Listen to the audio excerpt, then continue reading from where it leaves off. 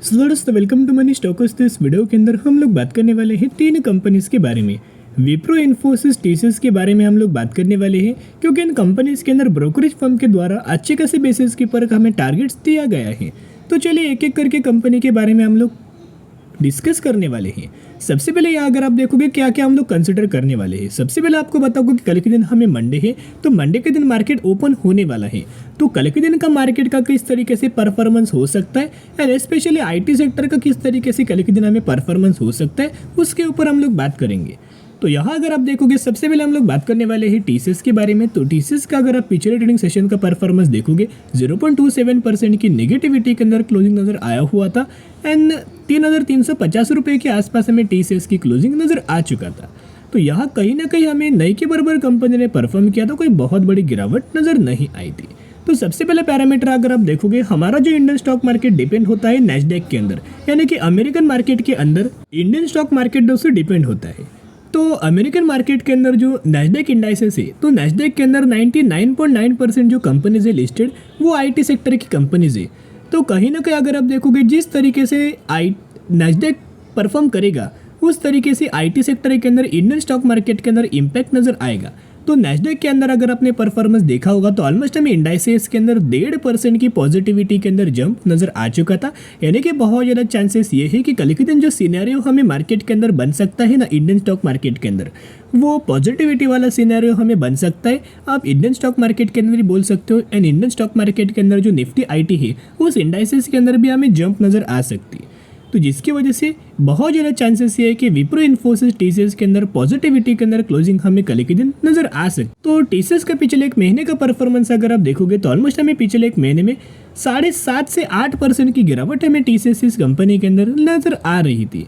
लेकिन करंटली एक बहुत अच्छा खासा खरीदारी करने का मौका है, क्योंकि पिछले एक महीने में बहुत सारे कंपनीज का रिजल्ट्स नजर आया हुआ था एंड कई सारी कंपनीज का जो मार्केट के अंदर जो वेटेज है ना वो सबसे ज़्यादा है एंड स्पेशली उन कंपनीज ने अपना क्वार्टर 2 का रिजल्ट में बुरा परफॉर्म किया था। कहीं ना कहीं मार्केट अगर गिरेगा तो मल्टीपल स्टॉक्स गिरेंगे, मल्टीपल सेक्टर्स हमें गिरेगा। तो कहीं ना कहीं टीसीएस के अंदर भी उसी की वजह से गिरावट नज़र आया हुआ है एंड एज वेल एज जो टीसीएस जैसे आईटी सेक्टर की और सारी कंपनीज है, उन कंपनीज ने भी अच्छा खासा परफॉर्म नहीं किया है। तो उनकी वजह से भी, उस रीजन्स की वजह से भी मार्केट के अंदर फॉल नज़र आया एंड उस रीजन्स की वजह से भी टीसीएस के अंदर फॉल नज़र आ चुका है। लेकिन जितना दोस्तों इन कंपनीज के अंदर फॉल नज़र आ रहा है ना, उतना हमें म्यूचुअल फंड्स की बहुत बड़ी खरीदारी हमें नज़र आई है। तो चलिए देख लेते हैं। तो यहाँ अगर आप देखोगे तो अभी हम आ चुके हैं म्यूचुअल फंड्स का डेटा के ऊपर। जो डेटा है सितंबर 2023 का अपडेटेड डेटा के बारे में हम लोग बात करेंगे। अभी अक्टूबर वाला डेटा अभी तक दोस्तों अपडेट नहीं हुआ। 5 दिनों के अंदर हमें अक्टूबर महीने का डेटा नजर आ जाएगा। उसके अंदर अगर आप देखोगे तो चौंकाने वाले नंबर्स आपको नजर आएंगे, क्योंकि इस महीने के अंदर बहुत सारे म्यूचुअल फंड्स के द्वारा बहुत बड़े बड़े खरीदारी नजर आई है एंड इसका आइडिया आपको हर एक दिन का अगर आप डिलीवरीज वाला परसेंटेज चेकआउट करेंगे ना, तो उसके ऊपर आपको नजर आएगा। एक प्रिडिक्शन आप यह कर सकते हो। तो सितंबर महीने के अंदर हमें 113 म्यूचुअल फंड्स की बाइंग एंड 90 म्यूचुअल फंड्स की सेलिंग नजर आ चुकी थी, जहां मैक्सिमम के अंदर देखोगे तो लगातार म्यूचुअल फंड्स के द्वारा हमें टीसीएस इस कंपनी के अंदर खरीदारी नजर आ रही है एंड कहीं ना कहीं रिजल्ट्स आने के बाद बेसिकली कंपनी ने दोस्तों स्टेबल हमें परफॉर्म किया था, बुरा हमें परफॉर्म किया था। लेकिन बुरा परफॉर्म करने के बावजूद भी हमें ब्रोकरेज फर्म के द्वारा जो हमें टारगेट दोस्तों जो दिया गया है ना, आप ये देख सकते हैं। जो टारगेट हमें दिया गया था 12 अक्टूबर को, टारगेट हमें टीसीएस कंपनी के अंदर दिया गया था 4060 रुपीज़ का टारगेट हमें दिया गया था। यानी कि करंट प्राइस के हिसाब से अगर आप कंपेयर करेंगे बहुत ही अच्छा, ऑलमोस्ट हमें 20% का अपसाइड हमें टारगेट टीसीएस इस कंपनी के अंदर मोतीलाल ओसवाल फाइनेंशियल सर्विस के द्वारा हमें दिया गया है। यानी कि हर एक तरफ अगर आप टीसीएस के अंदर देखोगे तो पॉजिटिविटी नजर आ रही है। सबसे पहले company make and break level के आसपास है, लेकिन यहाँ दोस्तों खरीदारी करने का सही मौका है। इस ट्रेड लाइन के आसपास लगातार कंपनी सपोर्ट ले रहा है एंड फिर से उसी ट्रेड लाइन के आसपास हमें टीसीएस कंपनी हमें कंसोलिडेट कर रहा है। ये जो कंसोलिडेशन या खरीदारी करने का मौका है, तो अगर आप खरीदारी करना चाहते हो तो जितना गिरे उतना आप बाय ऑन स्ट्रेटेजी अप्लाई करके लंबे समय के लिए होल्ड करना। तो चलिए अभी हम बात करने वाले हैं इन्फोसिस के बारे में। तो इन्फोसिस के अंदर भी हमें कल के दिन तेजी वाला सिनेरियो हमें बन सकता है, पॉजिटिव व्यू हमारा कल के दिन इन्फोसिस के अंदर बन सकता है, जो कि कंपनी के पिछले ट्रेडिंग सेशन के अंदर 1.5% की रैली नजर आया हुआ था एंड 1390 रुपए के आसपास हमें इन्फोसिस कंपनी की क्लोजिंग नजर आ चुकी थी। ये भी कंपनी आईटी सेक्टर से बिलोंग करता है, ये भी कंपनी एआई के अंदर काम करता है, टीसीएस भी एआई के अंदर काम करता है, इन्फोसिस भी एआई के अंदर काम करता है एंड विप्रो कंपनी भी एआई के अंदर काम करता है। यानी कि तीनों कंपनी के अंदर आने वाले फ्यूचर में स्कोप होने वाला है। तो तीनों कंपनी में से जो भी कंपनी आपको पसंद आए, स्टडी कीजिएगा, एनालिसिस कीजिएगा, उसके बाद खरीदारी करना। क्योंकि क्या होता है, बहुत सारे लोग ब्लाइंडली फॉलो कर लेते हैं, निवेश कर लेते हैं, लेकिन होल्ड नहीं कर पाते। थोड़ा भी उनको लॉस अगर दिखने लगता है तो निकल जाते हैं।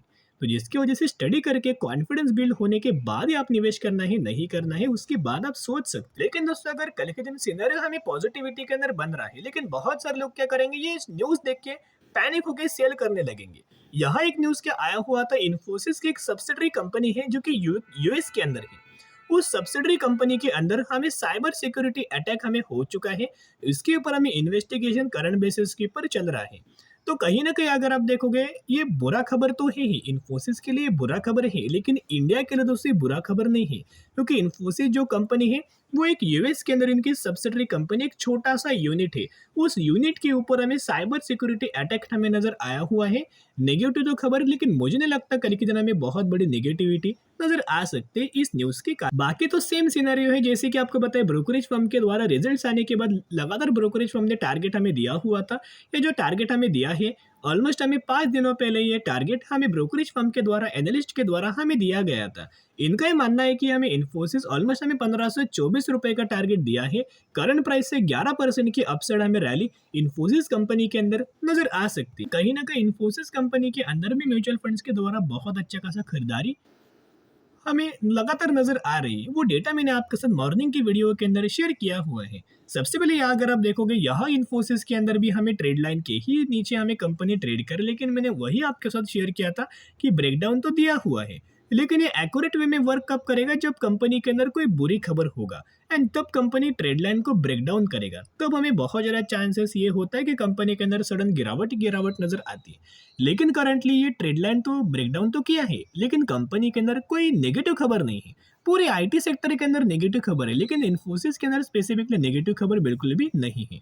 तो यहाँ दोस्तों बिल्कुल भी सेलिंग करने का कोई व्यू नहीं लग रहा है। यहाँ अगर आप देखोगे तो निवेश करने का सही मौका है। यहाँ दोस्तों एक डब्ल्यू पैटर्न हमें नजर आया हुआ है। तो जिन लोगों ने अभी तक कंपनी के अंदर निवेश नहीं किया है, आपको दोस्तों निवेश करने का सही मौका करंटली मिल रहा है। एंड सबसे पहले टारगेट आपको इस कंपनी का 1500 रुपए का, एंड उसके बाद डायरेक्टली 1750 रुपए का टारगेट हमें टेक्निकल चार्ट पैटर्न्स के अंदर नजर आ रहा है। जरूर कंपनी को खरीदारी करने की कोशिश कर सकते हो। अभी हम बात करने वाले हैं विप्रो के बारे में। तो विप्रो का अगर आप पिछले सेशन के अंदर परफॉर्मेंस देखोगे, 383 रुपीज के आसपास हमें क्लोजिंग नजर आया हुआ था। तो कल के दिन भी बहुत ज्यादा चांसेस ये कि इंडियन स्टॉक मार्केट के अंदर जैसे कि विप्रो लिमिटेड ये कंपनी लिस्टेड है, वैसे ये कंपनी न्यूयॉर्क स्टॉक एक्सचेंज के अंदर लिस्टेड है विप्रो लिमिटेड एडीआर नाम से। तो उस एडीआर वर्जन के अंदर भी दोस्तों कोई गिरावट हमें नजर नहीं आया था।